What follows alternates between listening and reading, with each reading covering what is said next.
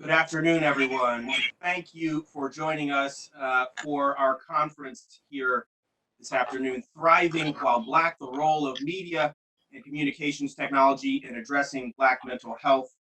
And it is, of course, a teleconference. I hope everyone is well. I hope everyone is safe. First of all, I want to thank everyone for joining us again. This is an important, timely, and above all, necessary panel discussion on Black mental health. I organized this event here today in recognition that we're not only living in a historic moment, but I truly believe it's the beginning of a historic moment in our nation. We're in the midst of unprecedented public health crisis. It has tragically claimed the lives of over 130,000 Americans. Recent federal data shows us that Black and Latinx people are more than 3 times as likely to become infected with COVID-19 and more than 2 times likely to die of the virus in comparison to their white counterparts. At the same time, communities of color are more likely as well to be employed as essential workers, putting them at greater risk of exposure. Additionally, these communities have suffered staggering, truly breathtaking job losses in cities and towns across the nation that have worked to contain the spread of the virus. And of course, it is worthy of mentioning that our unemployment rates rival that of the Great Depression. And so, on so many fronts, unaddressed inequities that have persisted have been magnified during this pandemic, and they have brought truly searing pain to real Americans and real households. And with that pain comes the reminder, of course, that there is no one way to be Black in America. Each of us has our own unique personal narrative about being Black in America, but there is a common story, a shared collective experience. And over the last few weeks, a tighter bond has formed through our shared strong emotions, fear, frustration, and most of all, of course, hope. This has been magnified in the mental health crisis that impacts our communities. Recent data shows that anxiety and depression for Black Americans in particular has spiked from 36% to 41% in the week following the widely circulated videos of George Floyd's death. Where those numbers are rightfully alarming many of us, we also know that this has been a long-standing work in our communities to call attention to the growing Black mental health crisis. This includes in 2019 with the CBC, the Congressional Black Caucus, established the Emergency Task Force on Black Youth Suicide and Mental Health, which is chaired by Congresswoman Bonnie Watson Coleman, who has joined us here today and honors us with her presence. Some of the members of this task force are also here today as panelists, including Dr. Michael A. Lindsay, David Johns, and Dr. Kia Darling Hammond. The report produced by this task force, along with this moment in history, presents a very unique opportunity for policymakers and all of us collectively to elevate an accurate narrative about Black mental health, and it also allows us the moment to produce policy solutions centered on the needs of our most marginalized communities. There is a distinct role for the Federal Communications Commission to play in this conversation, as you all know.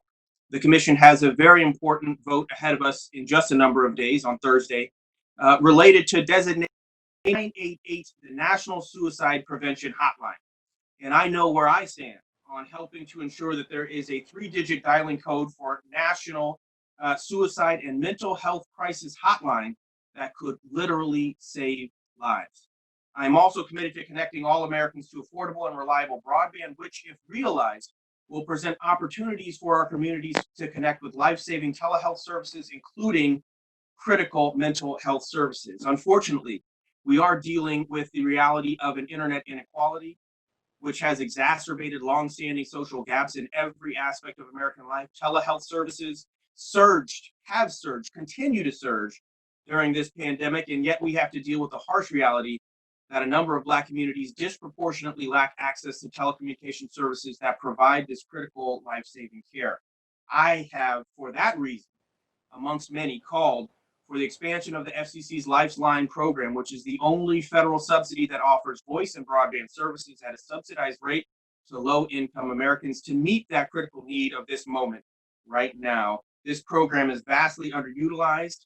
About 20% of Americans that are eligible, low-income Americans that are eligible for Lifeline, actually utilize it and can fulfill the broadband and voice connections that many need for their families families that are choosing between buying groceries and purchasing an internet connection. And I've called specifically for the FCC to enter into MOUs with agencies like USDA and HHS, which administer the programs, SNAP and Medicaid, and are two of the government services that automatically qualify households for the Lifeline program. The FCC must ensure that eligible subscribers immediately learn about the Lifeline program, how to sign up for it. Americans truly cannot afford for our government to work in silos right now. And I'll close. I want to be clear. These glaring inequities have been a historical structural failure that have always deserved our attention. In this movement, I challenge all of us to rise to the occasion, address the issues of digital divide, and through a lens of equity with the understanding that broadband access is a civil right we can't afford to lose, but many cannot afford to have. This discussion today, our panelists will highlight the many ways in which African Americans and Black folks everywhere show up in their everydayness in this world as the vulnerable and marginalized, as veterans, as LGBTQ plus, same gender loving people, as at risk youth, as people who are all deserving of policies that support our mental health and recognize that we matter. Thank you again for joining us today. I am deeply honored and looking forward to this discussion.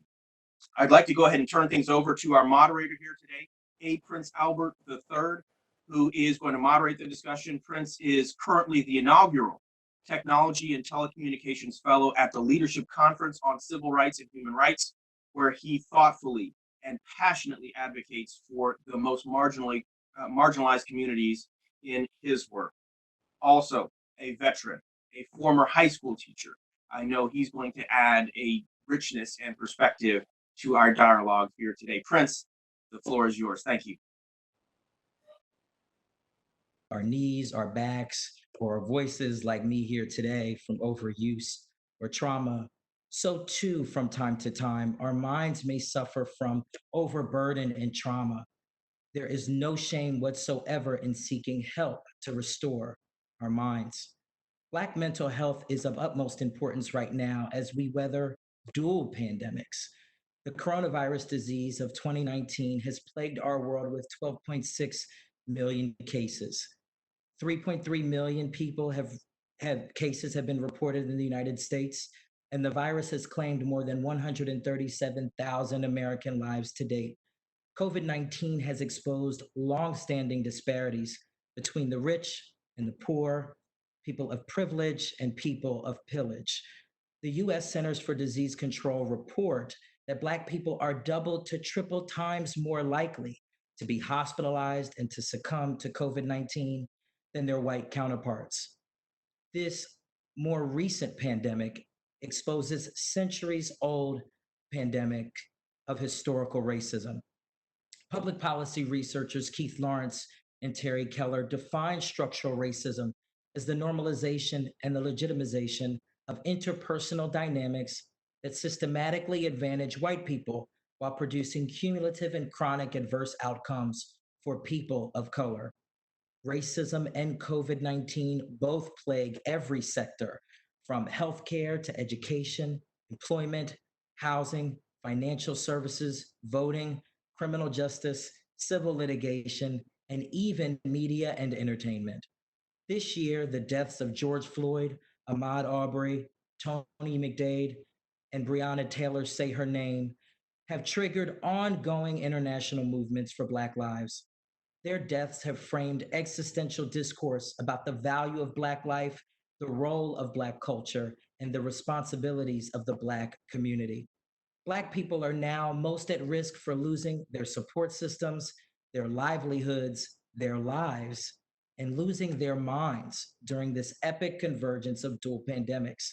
Thus, we gather here today to discuss the ways in which the media and communications technology writ large can play a more meaningful role in addressing the mental health of Black people. The telecommunications sector is uniquely situated to educate and acculturate the masses about Black experiences. The joys, pains, laughs, music, dances, profound thoughts, and poetic words that convey who we are, how we got here, and where we want to go from here. With us today to lay a strong foundation for our panel discussion is the lovely Congresswoman from New Jersey. Congresswoman Bonnie Watson Coleman, a longtime public servant and advocate for New Jersey families, was elected in 2018 to her third term in the United States House of Representatives. The first African American Congresswoman to represent New Jersey, Watson Coleman is the daughter of legendary state legislator John S. Watson. She is passionate about the issues that affect working families of all backgrounds, including criminal justice reform, economic empowerment, and infrastructure rebuilding. She focuses these and other critical issues as a member of House committees on reparations and homeland security. Her biography of public service is so long, I cannot possibly cover everything she has done here today. But instead of hearing my raspberry, I invite Congresswoman Watson Coleman to make her remarks. To you, Congresswoman. Morning. Good morning. And thank you, Prince, for the kind introduction. And thank you, Commissioner Starks, for the invitation. This is an amazing opportunity to have this discussion with some of my friends here, Dr. Lindsay and David Jones, about something we've just been so concerned about. When I first learned about the increasing rates of suicide among Black youth, I knew that I had to use whatever platform and tools God blessed me with as a member of Congress to elevate the issue, to have a discussion, to raise the uniqueness of the situation that impacted us as young Black boys and even young Black girls and members of the LGBTQ community. These communities just haven't been at the forefront of the discussions when it comes to this issue. In addition, mental health in general has sort of had a stigma in our communities. And we know now more than ever, having faced both this COVID pandemic, facing it, not faced it, we're facing it, and its impact on us and the impact that that is having on people in general, that now is the time to elevate this issue in any platform that we have. And so to have this discussion now with you, Commissioner, to talk about what the FCC's role is in ensuring that people have access to health care, to be able to raise the issues of the legitimacy of seeking that health care, that mental health care, which is no different than when you get care on your knee and your toe and your arm and your leg. That is just so absolutely rich. I had the blessing of leading a emergency task force, and two of the members of our task force are with you today, and they're going to have some really rich information to share with you. And what I found out was not only how the disparity in health and access to mental health care was affecting our community, but this is an issue across the board for all communities. And we need to make sure that anybody that needs access to healthcare gets it, whether you get it digitally or whether or not you get it in person.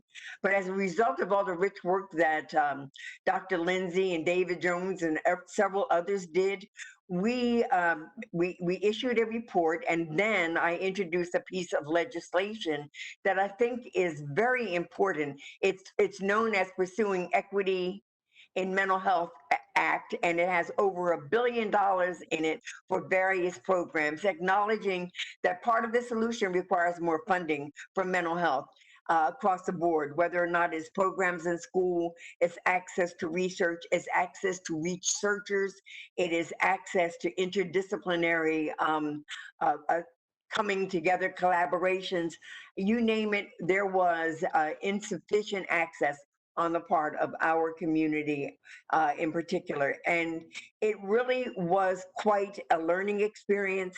And it reminds us every day why we are put in positions that we are. And that is to advance the issues and the concerns and to make government and other entities work for those who need it most. And so I am very excited about this conversation that you're going to be having today. I'm very excited about those who are listening in and are going to participate, because we know how important this issue is, and you know how important it is. I wish you very best. I look forward to catching this at a later time, but I'm going to go into my appropriations committee, and I'm happy to tell you that this issue of access to mental health care and the disparities in the communities of color and the LGBTQ community are issues that are very prominent in our appropriation bills that we're going to be taking up today in committee. And that is in no small part to the good work of the task force and many of you who've been advocating in your respective communities on behalf of those who need us now more than ever. So God bless you, God keep you, and God keep you strong to do the work that you need to do. Have a great day. Thank you so much, Congresswoman, for setting that foundation for our panel discussion today. Now let's get started with our panel. I will briefly introduce and ask our five panelists two questions. Each panelist will have about 2 to 2.5 minutes to answer each question. So let's begin with Dr. Nicole Turner-Lee.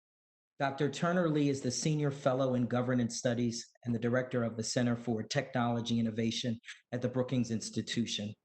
Dr. Turner-Lee, in your upcoming book, Digitally Invisible: How the Internet is Creating the New Underclass, you write about the people on the wrong side of the digital divide through this lens.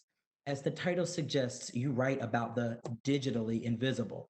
Could you describe that concept and specifically tell us about how the digital divide is impacting both rural and urban Black communities? Yeah, no, thank you so much, Prince. And thank you to the commissioner for actually hosting this panel. Thank you to the Congresswoman for her effort to keep pushing the appropriations process so that we get more money for this.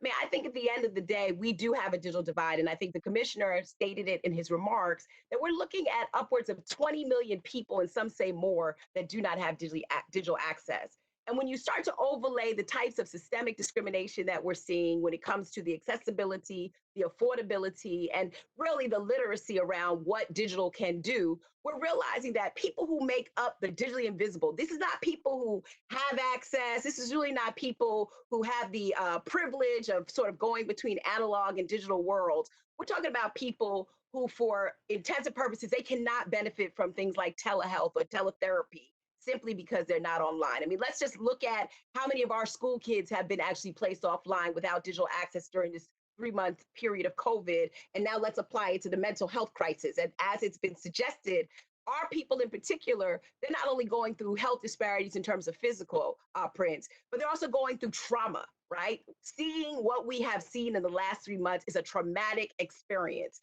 And when you are connected, you see it over and over and over again. And when you're not, you're sort of void. You're in the void of knowing what's actually going on.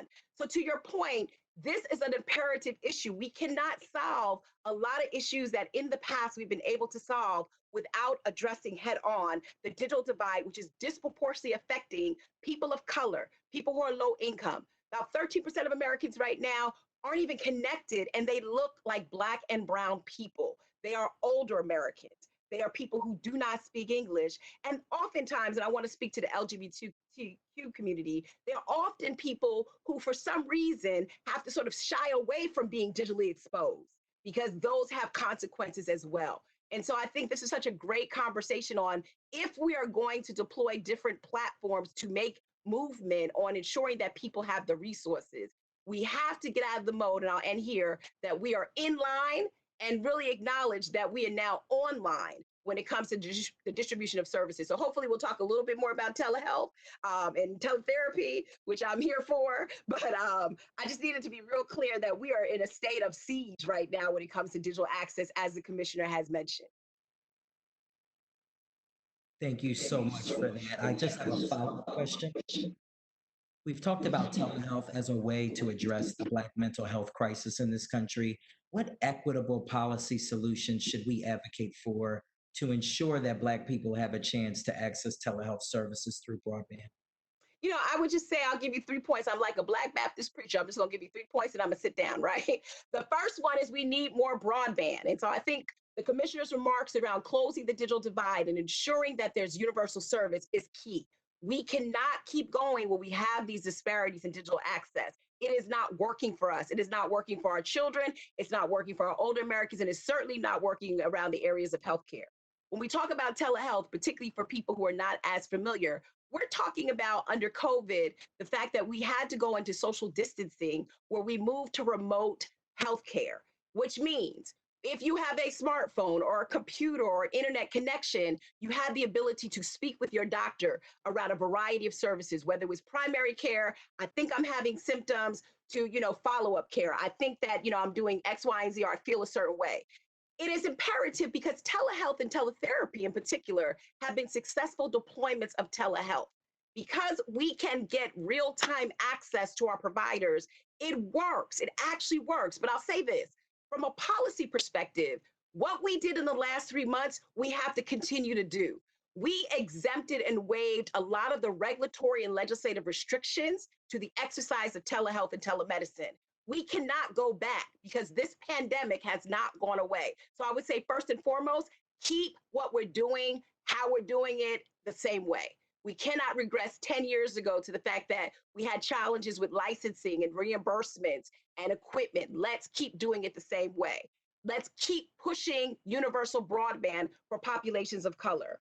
Let's also think about the money involved in the appropriations. Where can money go to maybe the device or subsidizing the phone, particularly when you have a patient that needs that one-on-one support on an ongoing basis? I've been telling medical providers we need a digital health toolkit that is a laptop or tablet that a family could take home and monitor, any type of service, particularly in the area of telehealth.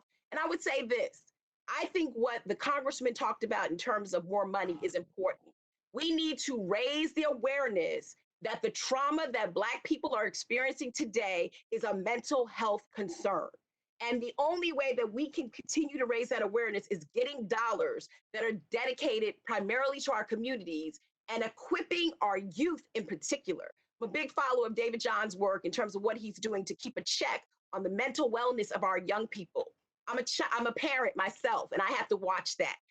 We have to do a better job of ensuring that our people have awareness that mental health is not a bad word. It is actually something that will save our lives. As complicated as they are, we need to ensure that people have access to real-time mitigation, strategies where they're not thinking that their life is not, valuable. So I commend, as I close, this commissioner for pushing that hotline. That is something that is unprecedented in the history of communications. And I also commend this commissioner for making sure that no one is left behind with broadband access, because going forward in the 21st century economy, analog is dead. And so the resources that we need going forward have to be real-time, dynamic, and engaged. And Black people and Latino people and Native American people who are suffering through the most stress, they need that in their pockets and purses to make the right call at the right time so they're not left behind. So as you can see, I'm really passionate about this, and I'm actually glad to have been invited. But I think it's sort of like now an additive equation on how we work together to coordinate all of these efforts. Thank you, Dr. Turner Lee, for that comprehensive response. My next question is for Nupur Agrawal, the Vice President of Social Impact at Viacom CBS's Entertainment and Youth Group. Nupur, we know that Viacom CBS Entertainment and Youth brands have done so much work at the intersection of mental health and entertainment. Can you tell us more about what you all have done at the intersection of mental health and entertainment in particular? Do you believe that media and entertainment have roles in supporting mental health in Black communities? Yes, thank you, Prince, for the question. And first off, thank you, Commissioner Starks, for hosting this very important discussion. I'm very honored to be here today. But to answer that question, we believe entertainment can have a major impact on the way we perceive mental health, how we talk about it, our propensity to seek help, help others. And obviously, this is especially important when we're talking about mental health in underrepresented communities. I'll just share one quick example from a popular VH1 series called Black and Crew Chicago, which follows the journey of a predominantly Black cast. Last season, a cast member named Four opened up to his loved ones about his battle with depression and suicidal thoughts. And in that moment, his friends and family and loved ones immediately band together around him. They support him, they show him love, and they insist that he gets professional help. So we saw Four's story do a few things. First, it helped normalize the experience of depression. It showed viewers who are dealing with mental health that they're not alone. Second, it showed the power of speaking up. And third, it encouraged help seeking and modeled effective peer support. And we can actually see that impact reflected when we look at the audience response. The night that episode aired, Four's story inspired 20,000 people to immediately seek help on a Viacom mental health resource site. Social posts related to that story generated 5 million video views and 200,000 engagements with an outpouring of support. And there's countless comments. I'll just read one that really stood out to me. A viewer said, "Depression is so real in the Black community. We were always told to toughen up instead of getting help. I'm so happy for his friends and family willing to help him instead of telling him to toughen up." Following that episode, we also surveyed viewers and found that nearly half said the storyline made them want to directly support someone they know who is struggling with mental health. So, just from this one example, which is one of many across our brands, you can see that media has a really powerful role to play. And as part of that, we're continuing to conduct additional research, work with experts, and figure out how can we do even more of this type of storytelling. Thank you so much, Napur. Uh, David Johns, you are the executive director of the National Black Justice Coalition, a civil rights organization dedicated to the empowerment of Black, lesbian, gay, bisexual, transgender, and queer people, including people living with HIV/AIDS. What is the role of the media in producing accurate narratives about Black people, specifically Black queer people? What can the media do to help us better understand what can be deemed a mental health crisis?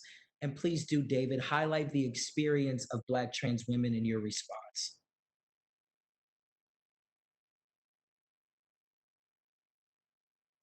You're Oh, muted, David. Mhm.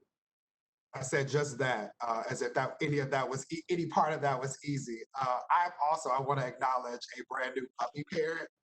This is Baldwin. He is a part of my mental wellness and well-being.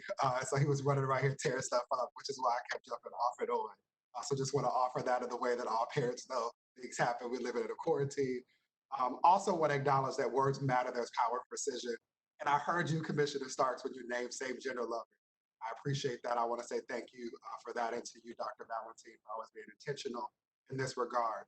For folks that don't know why this question is important to be asked in this space, I want to highlight that we know, based on the work that we've done together, myself, Dr. Kia Darling Hammond, Dr. Michael Lindsay, as referenced in the report earlier, we also know based on data that comes from the Trevor Project, we know based on the calls that have come to NBJC both before COVID and the quarantine and since then, that Black LGBTQIA plus youth, as is the case for adults in particular, are a greater risk for the types of mental health trauma that Black people experience on a daily basis, and are least likely to have access to quality and competent care. That is in part because too little is still known about the ways to best support people that stand in intersections, people who are Black and LGBTQIA or SGL, people who are Black and have a disability. In the case of young people, which is where I'm going to anchor this question, who are Black and have been exposed to mass shootings, something that this generation of students has experienced for the first time ever. And we also know that most practitioners are not prepared in terms of their training to respond to intersectional or multiple forms of trauma. And so when you think about what it means for a Black person to seek mental health, the fact that most practitioners are not equipped to deal with anti-Blackness and white supremacy, when you layer on top of that the kinds of challenges that might exist because you are Black and trans, Black and gender nonconforming, or Black and queer, it often means that you are unable to find a provider. And this is again before COVID. All of that has now been exacerbated given the other crises that have been exacerbated, the political crisis, the economic crisis, and definitely the health crisis. What we know about Black youth in particular is that Black LGBTQ youth, amongst them, 70% have been reporting depression in the last 12 months, 35% have been seriously considering suicide in the past 12 months, and 19% reported having attempted suicide in the past year. Again, this underscores a lot of the data that we found when we engaged in producing the report that we submitted to Congress. And the note here is that there are parts of this conversation that we are really not acknowledging. And so one of the things that media does, and that is a tool, is it provides windows and mirrors. For young people, it allows them to understand that celebrating the ritual of saying goodbye to your friends at the end of one school year invites you to be able to say hello to a new set of friends the next year. For many students, we talk to them about what happens if they do the work of going to school and getting to their senior year, they get to graduate, they get to go to prom. We are not yet talking about the fact that many of our children have experienced trauma and not being able to participate in those rituals and not really knowing when they might be again. And again, practitioners are not equipped to be able to support that. And so specifically when we think about broadband access and the connection to mental health, one, we have to understand that often young people leverage and rely upon seeing reflections of themselves through media. There's a GLAD study that said more than 80% of people do not know or say they do not know someone who identifies as trans or has trans experience. Most often people are introduced to people of trans experience, especially if they are Black, by the characters that are the stories that are written about them on TV. We should be mindful to your question about the experiences of Black trans women of two things. One, the average life expectancy of Black trans women is around 35 years of age. That's exceptionally young, especially when we think about the fact that just last month, we lost Brayla Stone, a 17-year-old Black trans girl who was murdered in Arkansas, right? That's one thing. The second is that Black trans folks are disproportionately locked out of opportunities, economic opportunities, healthcare opportunities. The latter is particularly punctuated by this current administration. I won't say much more than that, but I will say that we have to be mindful of the fact that Black trans women are often forced into economies that, one, increase their need for mental health support and increase their exposure to violence. So I'm talking specifically in this moment about sex work. I want to be clear that for some people, sex work is a choice. For some people, it is not. That's not the point of me saying this here. But I am highlighting again that there are structural reasons that Black trans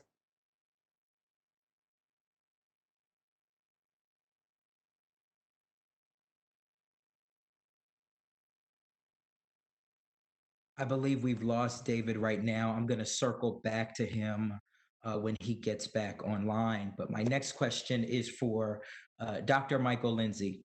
Dr. Lindsay, you are the executive director of the McSilver Institute for Poverty Policy and Research at the New York University. You and your colleagues recently published a study that analyzed data from 1991 to 2017 from the Youth Risk Behavior Study administered by the CDC. In your research, you found that Black youth were the only group that had a 73% increase in suicide attempts. Can you summarize that work for us and help us understand what factors lead to these numbers? Hi. First of all, I want to thank the commissioner for engaging us in this important conversation. I also want to thank my other fellow esteemed panelists.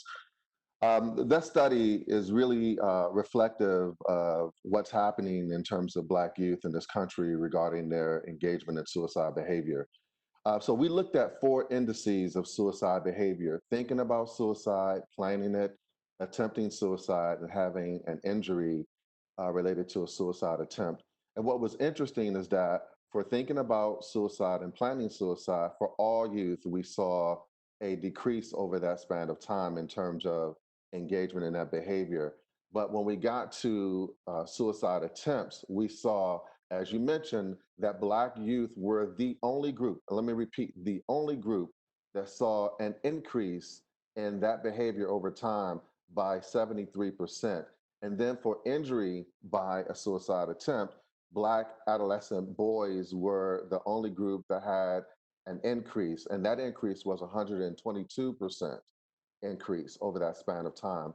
And what we also see from other studies is that from 2010 to 2017, and 2017 is the latest year for which data are available, we saw that Black adolescent boys died by suicide by 60%. It was a 60% increase. And then in terms of Black adolescent girls, over that span of time, their death by suicide increased by 182% over that span of time. So it does reflect a ring the alarm moment. And we were so pleased to work with Congresswoman Bonnie Watson Coleman and others on this issue. Now, you asked me what are some reasons why. I can only give you at this point plausible reasons because, as we reflected in the report, we need more research on this issue. But over the span of my time in academia over the last 15, 20 years, I've been studying the use of mental health treatment or the lack of mental health treatment use among Black adolescents and their families. And I think principally you have to point to that, not for no fault of their own. I think someone mentioned earlier, oftentimes providers are not culturally trained to work with Black youth and their families. And also, there's the issue of stigma related to mental health treatment and mental illness that sometimes blocks or hinders our ability to connect to treatment. But I also want to point to a couple of other things that I think are critical. In schools, what we find is that Black youth are oftentimes expelled or suspended from school because of behaviors that we believe in the mental health community, mental health treatment community, are addressable through mental health treatment services in schools. Oftentimes, what happens then is that in lieu of being treated for mental health issues that might underlie reasons for why Black youth may be acting out, they're suspended. Monique Morris told us about the push-out phenomena, the criminalization of Black girls. This is happening over and over again over the span of time. And what we do is we misinterpret and mistreat, if you will, the presentations of Black youth that otherwise suggest that mental health treatment might be warranted, and we just don't do that. And finally, I'll say that over that span of time, uh, there's an increasing divide of financial access and resources that might be brought to bear to support families. And so research has documented that when families are struggling with poverty and other related issues, that kids are actually more likely to engage in suicide behaviors. There was a study that was published in JAMA just last year that showed that there's a direct correlation with poverty and engagement in suicide behaviors among youth. And so I think these issues really reflect that there is a ring the alarm moment. There is a concern that we should be paying attention to as it relates to Black youth. But the overwhelming sense or phenomena with respect to Black youth and their participation in these behaviors related to suicide is that Black youth do not engage in those behaviors. And overall, there's a myth that Black folks just don't engage in suicide behavior. And so that is very problematic, and one of the reasons why we called attention out in the report in our work with the Congressional Black Caucus. Thank you, Dr. Lindsay. Now I want to ask Dr. Kia Darling-Hammond a question. Dr. Darling-Hammond, you are the founder and current Chief Executive Officer of Wise Chipmunk LLC. You have over 2 decades of experience undertaking research, mentoring, teaching, coaching, and leading nonprofits and schools throughout the United States. You have been highlighting the concept of thriving in your academic scholarship, which is why we named this event Thriving While Black. Can you explain that concept for us, and particularly how it relates to mental health services and how those services can help Black youth in general and Black queer or same gender loving people specifically?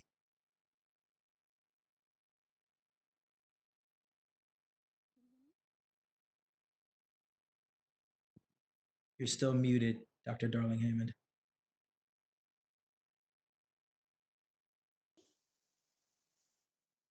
Yes. Okay. It is such an honor to be in this conversation with you all today. Apologies for the technological difficulty. I'll touch on that a little bit. And it's really exciting to see thriving placed front and center in this conversation. Um, Mental health services for Black children and youth and young adults, meaning all Black children, youth, and young adults, have to see the whole person without judgment. They have to be developmentally grounded. They have to encourage a strong and integrated self loving identity, and they have to promote the daily invention of hope as Brother James Baldwin said. We have to keep our eye on thriving so we make it possible, even though we have survival to contend with as well. And that's why I do this work. So, reaching toward thriving through the lens of complex marginalization includes 6 interconnected dimensions. But before I list them quickly, the big picture is that thriving is bigger than resilience, right? So it's about a state of being that is vibrant. Thriving can be partial and it can come and go. We're not always in a perpetual state of thriving, but we can feel thriveful at sometimes and not others. That's important. I think sometimes people feel like they're supposed to arrive at thriving. um, Also, it grows. So, applying a thriving framework to our lives helps us increase attention to and action toward thriving opportunities, and it changes what we demand and what we tolerate. Nearly every young person I've worked with and talked to about thriving, and also adults, has said that they've never been invited to consider their thriving before. And after imagining themselves as people who can thrive and deserve to thrive, and imagining what it could look like, they've started to make thriving informed life choices, which is interesting. So there's tremendous power in simply engaging in the work of dreaming with thriving in mind. So the dimensions in brief are community. So for thriving, community includes being connected to and feeling true belonging with people who affirm your whole self.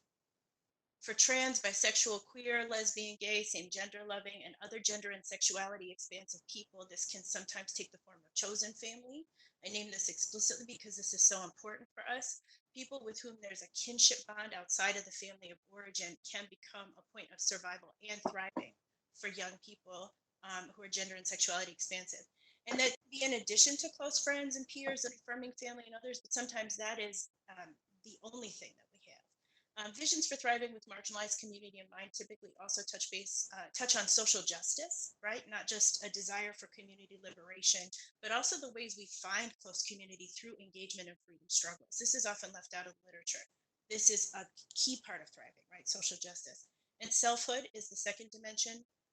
Not only do we need to know who we truly are, we need to be able to accept and love who we are so we can self actualize. And that requires critical consciousness. So when we think about thriving with marginalized people in mind, it means we have to be able to analyze the world and its rules with attention to power disparities and oppression, as so many of us have talked about today in this conversation.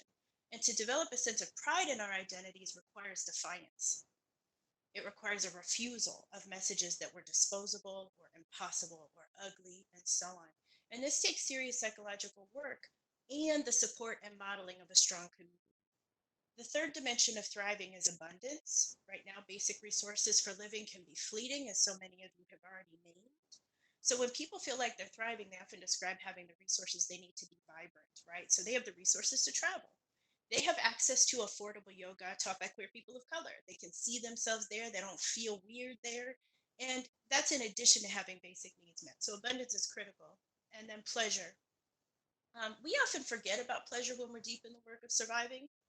A lot of mainstream scholarship overlooks this too. Not that communities don't find ways to snatch joy, because we do, but in schools, in these enterprises and institutions where we're so focused on getting you through and helping you get to the other side, we forget about snatching joy. And we forget about it for its sake alone, right? We got to do it just because, but also because cultivating happiness and pleasure and connection and joy actually heals us and strengthens and protects us from future harm.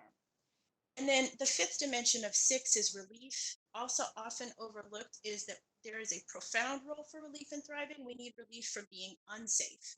We need relief from economic precarity. We need relief from worrying about ourselves and the people that we love and the world. I mean, we're in a pandemic.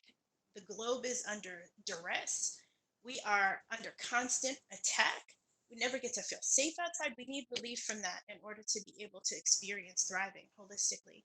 And when it's done well, mental health support can be a form of relief that feeds hope, which is critical. Hope is critical.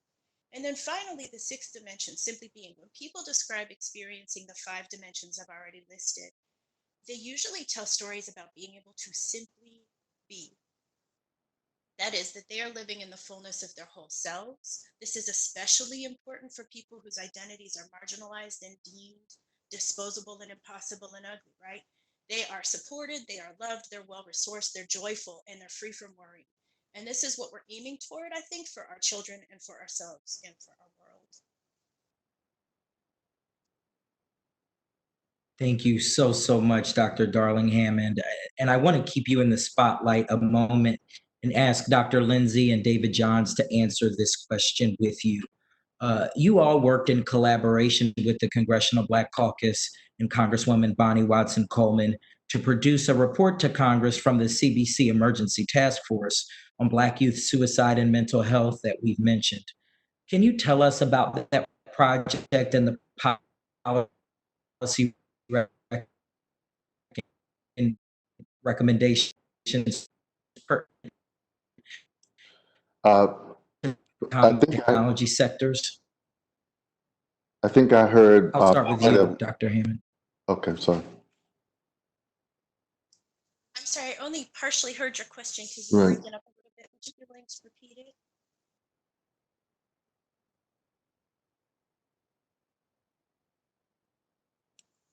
Can you not hear me?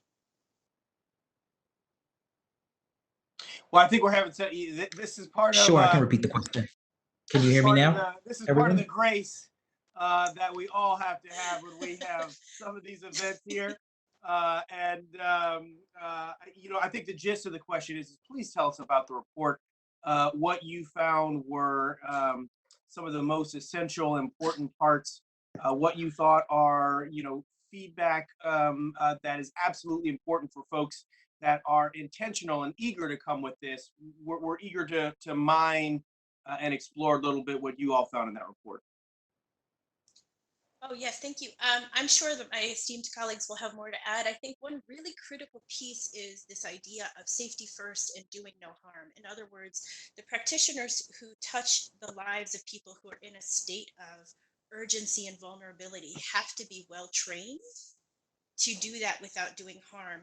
And that means that we have to pay attention to our pipeline, right? That means that we have to pay attention not only to the practitioners who are already out there and credentialed and providing services, but we also have to cultivate, nourish, nurture, train new practitioners who have cultural humility, who are able to do culturally sustaining work, who respect the people that we're trying to support their whole selves. And you know, this speaks a little bit to um, the um, the hotline. Often, when people are under duress and seeking help, you kind of get one shot to help them. And so we have to be really careful and conscientious about how we build support services for young people who may reach out once. And we want to make sure that they feel like they get what they need and that there's access. So this universal access thing is critically important. Prince, can I jump in on the access piece? Because obviously I'm not a mental health provider, but I would love to just sort of chime in, I think, on this modality question, right? Which is what I think Darling Hammond is talking about. You know, as we go into this 21st century, particularly we look at young people who are, I was on a call the other day, who are using these social media platforms sort of as a buffer to this level of social isolation.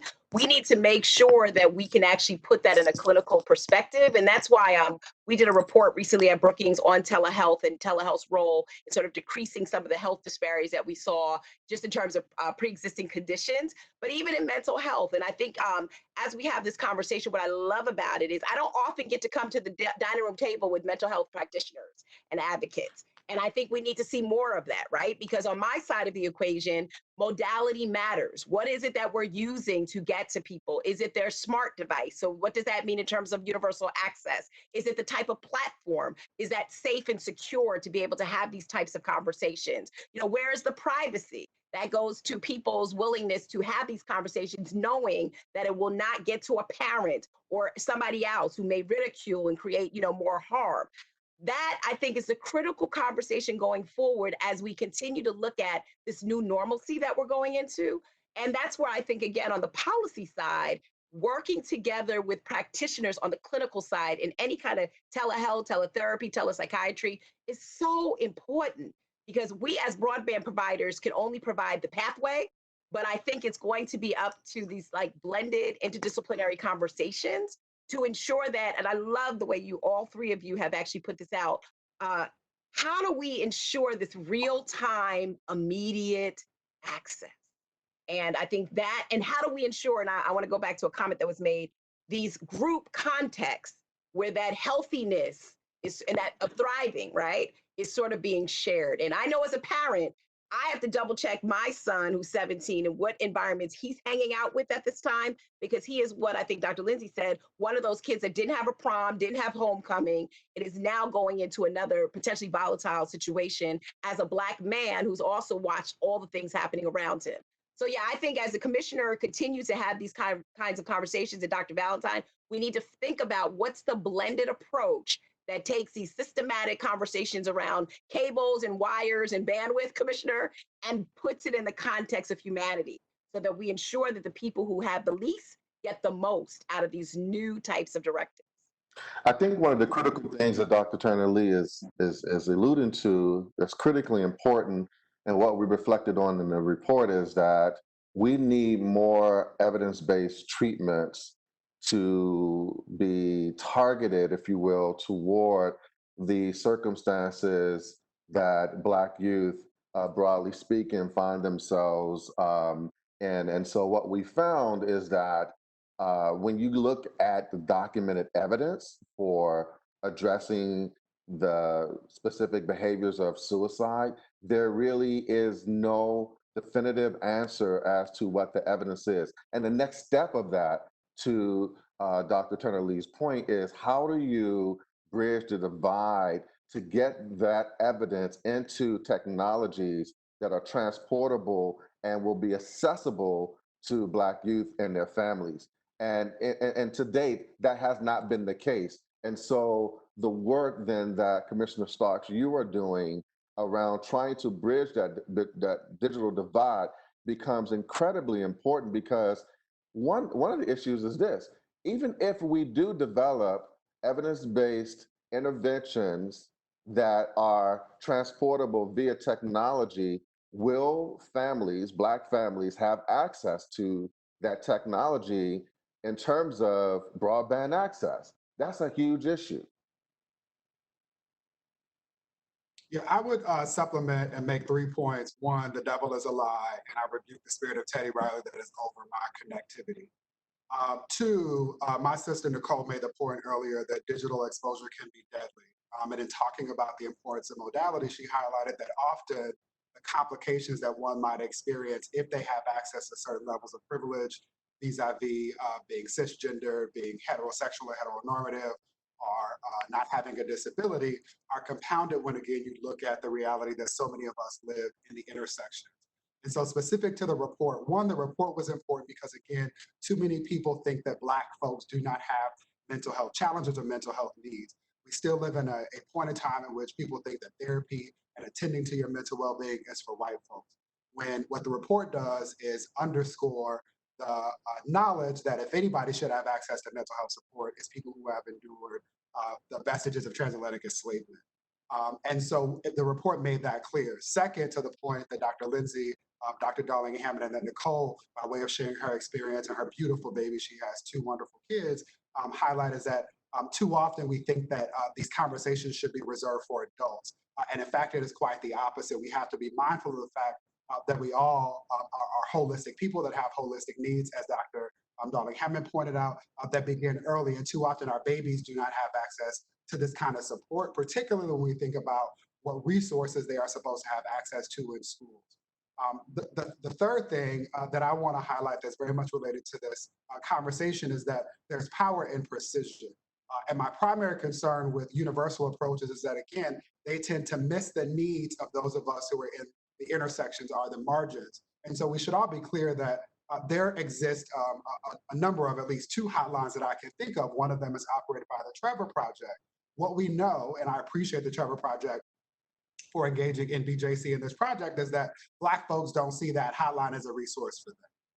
And so we have to be mindful of not duplicating services or resources that by and large benefit people that already have access to those services and resources, and thinking that we're meeting a critical need when in fact that we're not. As we're having conversations about broadband connectivity, we have to be mindful of the need for increased support. And I'm talking about not equal, but equitable investment in broadband capacity in the South, in small communities, in rural communities, and in isolated communities. This is a point that was made previously at the roundtable that we hosted, Commissioner Sparks and Dr. Valentine, around HBCUs and the needs in that space. And so that is incredibly important. I know I got dropped, and I want to make to circle back to my previous point about Black trans women. This all matters again because Dr. Turner Lee said digital exposure can be deadly. And for Black non-gender conforming folks, for Black trans folks, for some Black queer folks, simply existing, simply walking outside can be exposing yourself to pernicious forms of violence. And we have to acknowledge that folks might not have access to people who can help respond to that. And so some of the questions that I want us to be mindful of, especially as we think about having this conversation with genderqueer communities and young people in particular, is what happens for folks that don't make calls anymore, right? The generation of kids who like to text.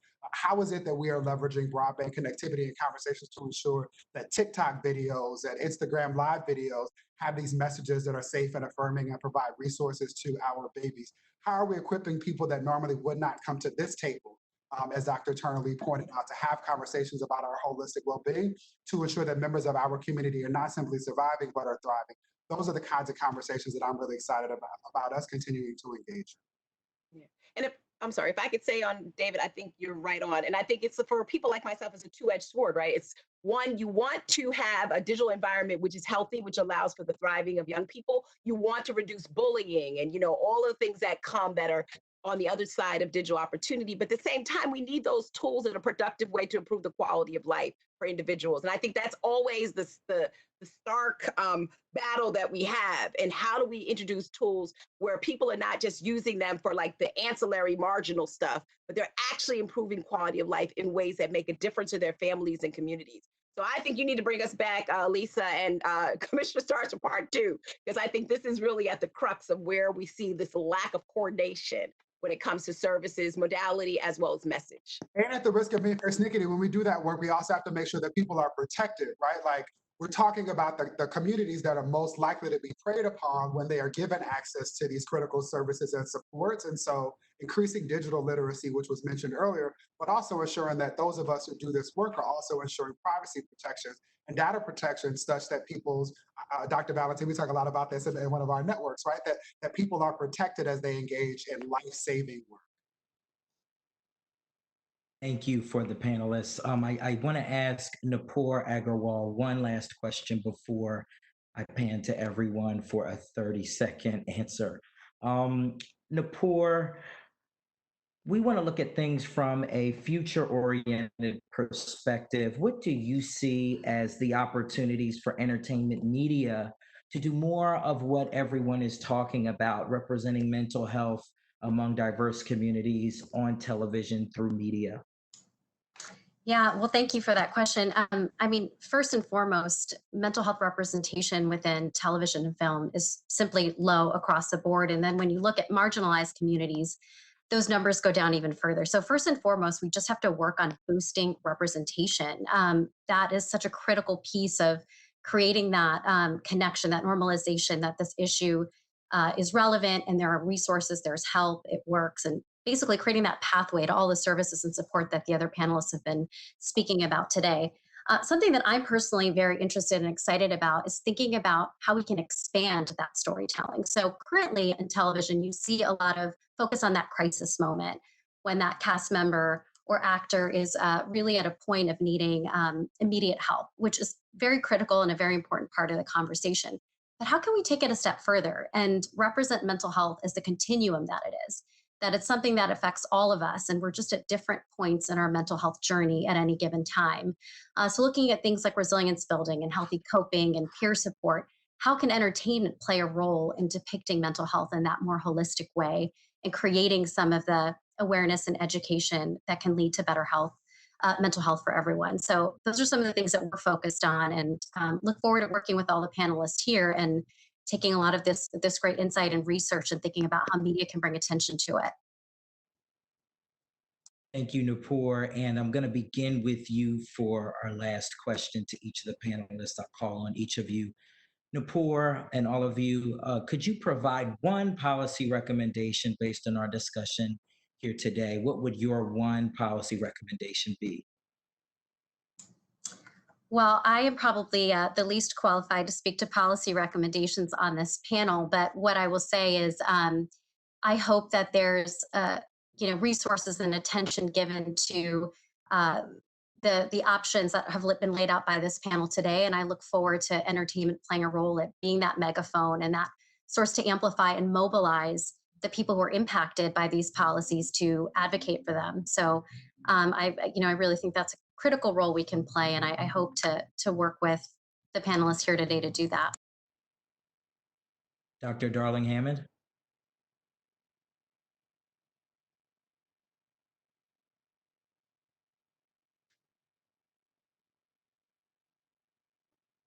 You're still on mute. She's got these really fancy headphones that like get in the way. Can you hear me? Yep. I'm so sorry. Thank you. Thank you for letting me know. I was going to say thank you. First, eliminating precarity in housing, income, access to nutritious food in the lived environment. That's going to reduce so much mental health stress. So, if we design, for example, with abundance in mind, we increase access to thriving. So, start with thriving, invest in thriving, build with thriving in mind, and support policy and practice that enable people and experts and practitioners to do that critical work. Start at the root. David Johns? Yeah, I'm gonna cheat just so that you know where I'm going and say two. The first, but they're related, two sides of the same coin. One is to invest in competent mental health services and supports for diverse Black communities delivered across multiple modalities. So this is meeting people where they are and acknowledging that we have to move to a place where when we say competent, that assumes that people are culturally competent and understand how to deal with intersectional needs, especially related to mental health. And then the second is just wanting to applaud Napor. We could talk ad nauseum about the number of ways in which they're doing this across their network and their platforms, but increase diverse storytelling that provide windows and mirrors so that people understand that we are not the first to deal with the cumulative trauma and toxic stress associated with the experience of being Black in this country, and that there are resources that exist to ensure that not only we survive, but that as Dr. Darling Hammond also helps me to hold on to and provide anchors and a source of hope in these precarious times that we can thrive. Dr. Lindsay? This one is quite simple for me because I'm always talking about it, and that is we need more mental health providers proportionate to the number of kids in schools.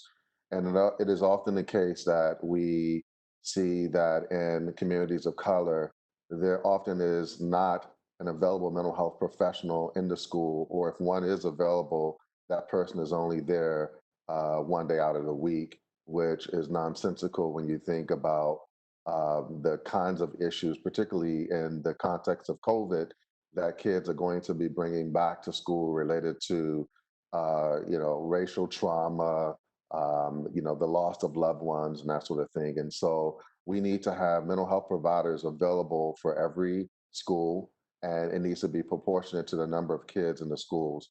One provider cannot serve 1,000 students. And last but not least, Dr. Nicole Turner-Lee.